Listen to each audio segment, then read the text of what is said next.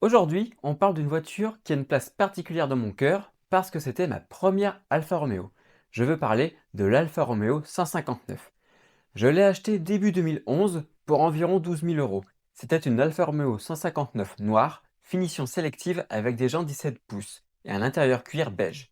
Le moteur, le JTD diesel de 150 chevaux, et elle affichait déjà 80 000 km au compteur. Je l'ai revendue bien plus tard à 220 000 km, ce qui veut dire que j'ai fait à peu près 140 000 km avec elle en 5 ans. Mais avant d'en arriver là, revenons au début.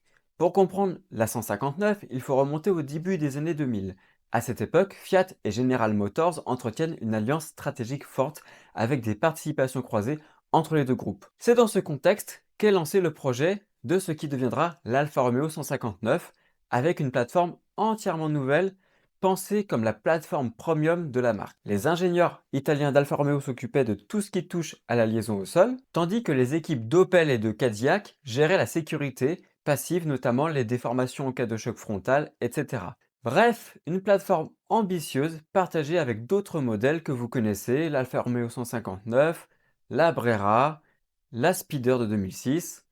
Mais voilà, la direction de General Motors décide finalement qu'elle ne veut plus de cette plateforme, elle se retire du projet et les ingénieurs italiens se retrouvent donc seuls à finaliser le travail et c'est en 2005 que la 159 est lancée. La greffe n'est pas totalement indolore. La presse salue unanimement les qualités routières de la voiture, mais des critiques émergent rapidement, notamment sur le manque de répondants. L'explication principale, le poids. Un châssis pensé en partie par General Motors, pas entièrement revu par Alfa Romeo, et il est très lourd. C'est d'ailleurs pour ça que la 159 n'est pas l'Alfa Romeo la plus légère ni la plus vive, et on y reviendra. Fiat finira par abandonner définitivement cette plateforme à l'arrêt de la production de la 159 et de la Brera. Le design, Giugiaro. Côté style, Alfa Romeo avait une idée précise, retranscrire sur une berline familiale le design du concept car Brera, et c'est Giorgetto Giugiaro, en collaboration avec le centre de style Alfa Romeo qui s'en charge.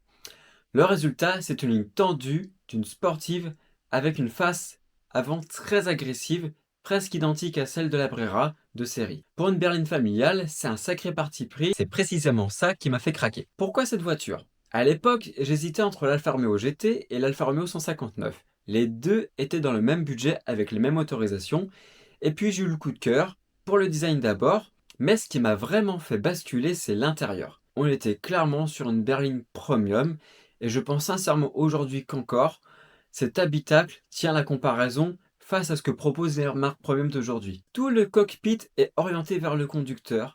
C'était vraiment beau, élégant, sans être ostentatoire, et surtout c'était pas tout noir. Maintenant, soyons honnêtes, parce que c'est le but de cette vidéo si vous envisagez d'en acheter une. Vous devez savoir tous les problèmes qui me sont arrivés. Le premier, la vanne EGR.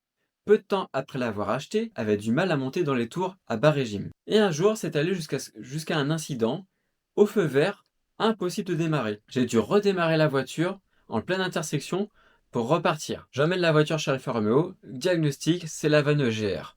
En cherchant un peu sur internet, j'ai vu que c'était accessible et pour environ 150 euros, je l'ai changé moi-même. Quelques temps plus tard, j'ai même fait reprogrammer la voiture pour désactiver complètement la vanne EGR. Depuis, je n'ai plus jamais eu de problème.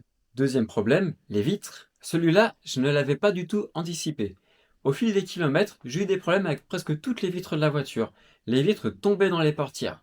En fait, elles sont maintenues par des petites pattes en plastique qui, avec le temps, cassent. D'abord, la vitre a du mal à remonter, puis un jour, elle ne remonte plus du tout. 3 fenêtres sur 4 m'ont fait ce coup-là. Et j'ai une anecdote qui résume bien ce problème. Avant de partir en vacances dans le sud de la France, ma vitre côté conducteur était tombée et en attendant la pièce de rechange, le garage l'avait bloqué en position haute avec un morceau de bois qui était dans la portière. Impossible donc de l'ouvrir.